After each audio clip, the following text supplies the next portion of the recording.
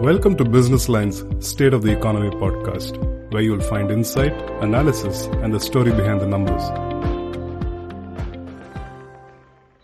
Hi all, welcome to Business Line's State of the Economy podcast on agriculture.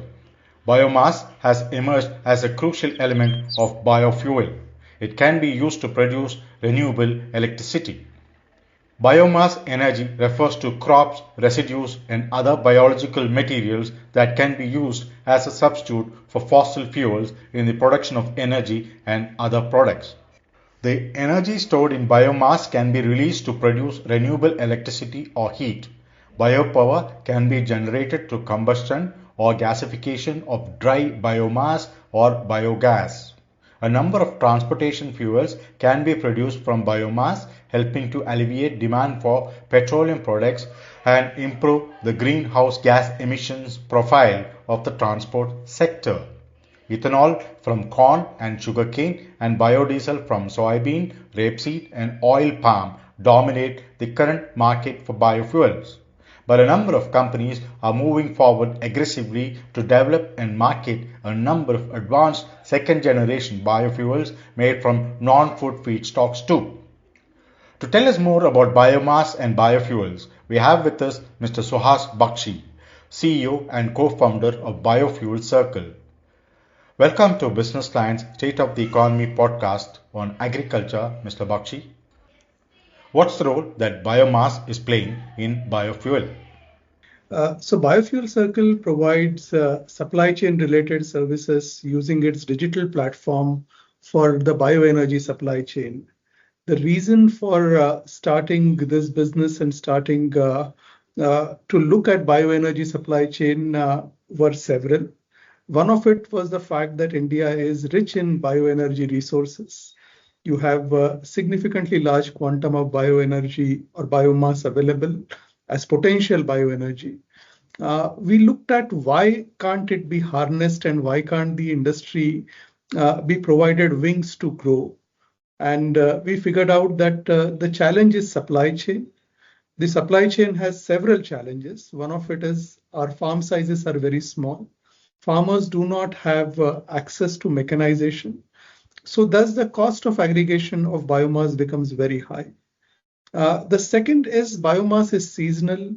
You end up having to store biomass in rural areas. So there is an investment in storage and working capital required, especially for the rural businesses. Access to working capital as well as capital is high cost, even if it is available. We saw that as a challenge. And the third is rural businesses are relatively unorganized, small businesses, while industrial businesses which are transitioning to green energy are relatively sophisticated businesses. So how do you create a connect between the two? I think these three is what we looked at as areas to work on. And we felt that a digital platform and a supply chain service is something which is going to help create acceleration to green transition. That is the reason we set up our company. We set it up 4 years back, 4.5 years back. Happy to say that we operate in 7 states in India now, are able to transact more than 500,000 metric tons of biomass since the time we started our business, have more than 1,000 biofuel suppliers on the platform, close to 30,000 farmers, and more than 200 industrial buyers. So a fairly large framework of participation, very strong activity on a daily basis, and a team which is more than 100 people, making good difference to the ecosystem, driving the change that we thought we want to drive. So that is a bit about BiofuelCircle. We are based in Pune and have operations in 7 states in India. So, what's the role that biomass is playing in biofuel? So amongst, so anything which is organic and organic waste has a potential to be used for generating bioenergy. Agricultural residue in India especially is because we are an agrarian economy, has a very strong potential, close to 235 million metric tons of residual biomass. after every other form of application is addressed is available in India. This can essentially handle 17% of India's energy requirement if converted to either industrial fuels or automotive fuels or aviation fuels. Technologies for these conversions is available. The challenge is now, how do you harness biomass? How do you set up development of these projects which will create modern biofuels? And how do you make sure that modern biofuels have a role in industry, either through combination of incentives and adoption mechanisms, or through plain and simple competitive offerings. So I think that is how I see the world of bioenergy fired by biomass taking shape. So, how far has biofuel come up with regard to meeting the energy needs of the country, sir? Long way to go. I think if one looks at 3 or 4 major initiatives that are going on in India. One is the petrol blending initiative, where the government of India has mandated that we need to go towards up to 20% ethanol blending. The source of biomass for making ethanol, whether it is first generation or second generation, is some type of biomass. So I think we are now at 15% as a country. So I would say this is one program which has been relatively successful, and we do see that by 2026 we may reach 20%. Going forward, as petrol consumption continues to go up, you will have more ethanol projects and more ethanol participation coming in. So I think that part is relatively successful. The second program that the government of India is running is blending of biomass with coal wherever there is thermal power plant or steam generation in industrial using coal. I think the industrial transition is been pretty rapid. The power sector transition obviously has to still gain momentum, but I do believe that that will also in the next couple of years gain significant momentum. The third area of very, very high significance is automotive using gas. So compressed biogas projects around the country using residual biomass, as well as in some cases fuel crops, is taking shape. And I do see over the next 5 years landscape for compressed biogas driving the use of biofuels for automotive applications. And you would also see projects for things like sustainable aviation fuels in the near future. So I would say the journey seems to have started. We've made good progress.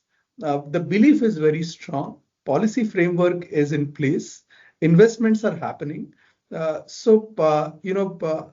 to 5 years down the line, this landscape will be very, very powerful. So, how is the biomass procurement being taken care of, and are farmers benefiting from such procurement? So there are 2 layers of what I would call as rural economic impact, which we've been working on as a company.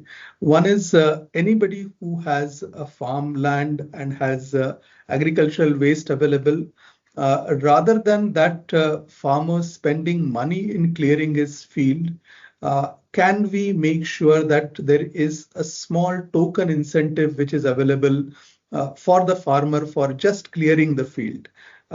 So that you're taken away from burning biomass. I think this is one element of rural economic incentive. The second element of rural economic incentive is creation of rural businesses, and these could be very small businesses where a tractor driver gets employed for 360 days in a year or 300 days in a year. Or he or she has an opportunity to add a little bit of investment to just driving the tractor and increase the quantum of earning that they would do. So I would say from an economic impact perspective, the second mechanism, which is rural employment and rural entrepreneurship, that has definitely seen a very, very strong force. As far as farmer participation is concerned, I would say the one is not really looking at economic impact, one is looking at participation, and participation through token level payments rather than that being very strong payments.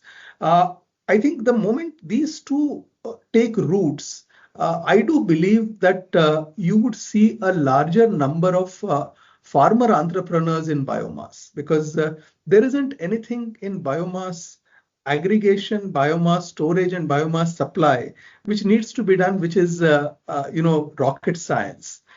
So creating these businesses at distributed level, at small farmer level, or at farm organization level, that's the direction in which we need to take it, and that is where our efforts are. What is the NTPC doing regarding biofuels? And you also have some relationship with them. So NTPC has a very powerful program where they are looking at not just co-firing biomass with coal, but they are helping pellet manufacturers to start manufacturing pellets which are superior in quality of pellets. So there are two types of pellets. One is the regular pellets, and second is what would probably be more useful for thermal power generation. So NTPC is essentially creating a drive which is training, education, skill development, investment, which is around making better pellets. Now, this is I would say a long-term program. The third is, they're obviously procuring biomass, and they are firing biomass in co-firing mode in their power stations, and more and more power stations are now using biomass as a co-firing tool. We've been involved with NTPC in helping create a more suitable the procurement mechanism, more suitable vendor development mechanism, quality management mechanism, and management of the supply chain, which ends up being a very distributed and rural supply chain. So that's an area where we have kind of tailored the use of our platform for NTPC, and we hope that it over a period of time provides a stronger enablement to NTPC as they move towards co-firing. and how do you see the role of biomass and biofuel over the next few years? Well, I think I look at biomass and biofuels as a very strong green transition driver for the industry and for the country. In addition to that, I also believe that biomass has an ability to not just allow transition on energy side, but could allow transition on materials side. So you already see a lot of interest in areas such as biochar, bioplastics, and some of these have a potential to replace material which is either fossil fossil generated material or synthetic material. So you do have an ability to replace several materials which are industrial materials. Just to give you an example, biochar.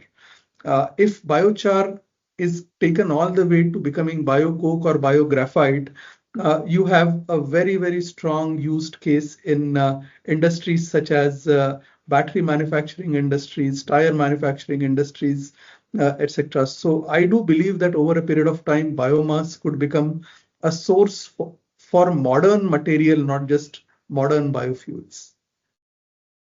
So any other thing that you might want to highlight? Well, I think this is one industry where India has a pole position. If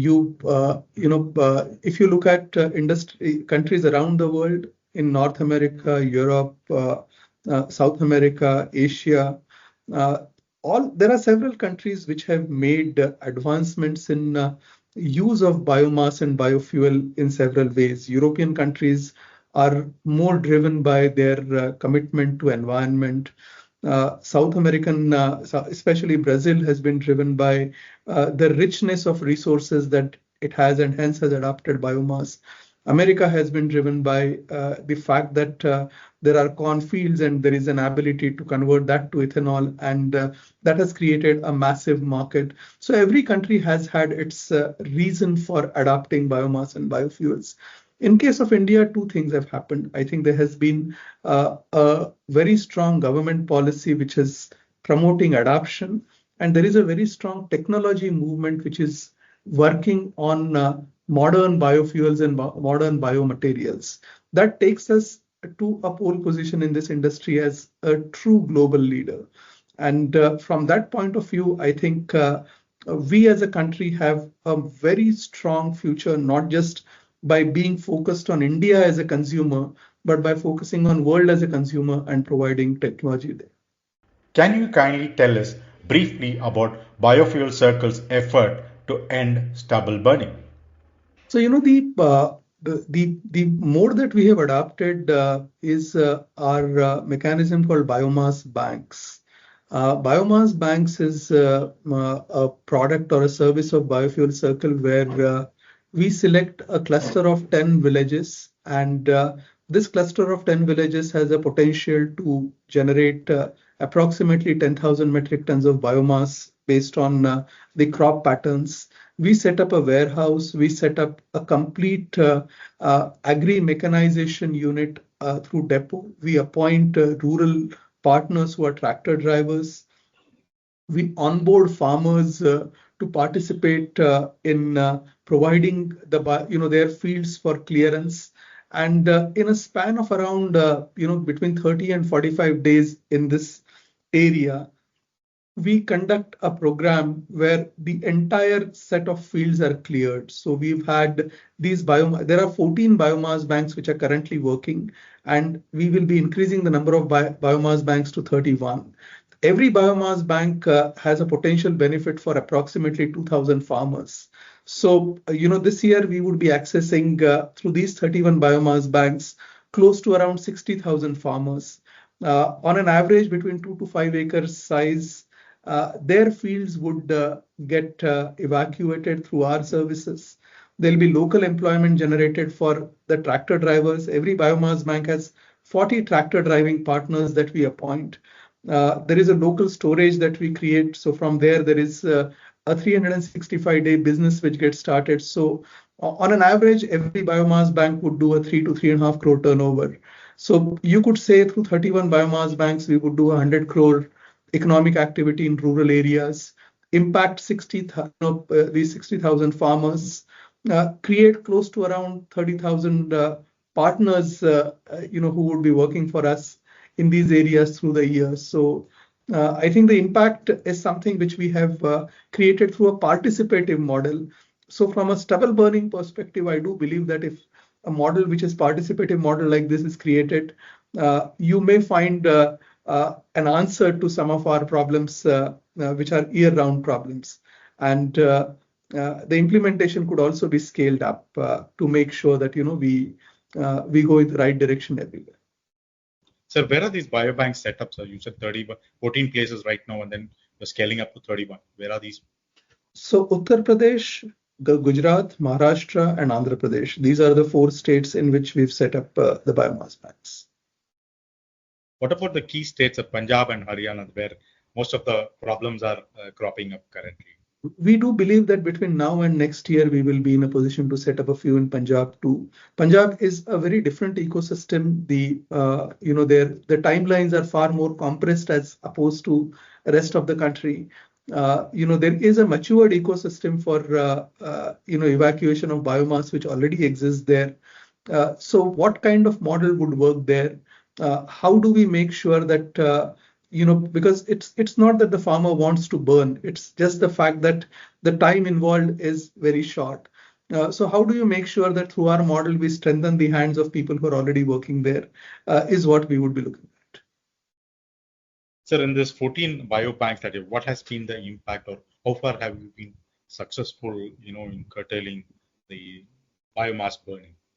So 28,000 farmers, could have potentially wasted the biomass. I wouldn't say they would have torched it, all of them, but 28,000 farmers is what we accessed. We have a direct engagement with these farmers.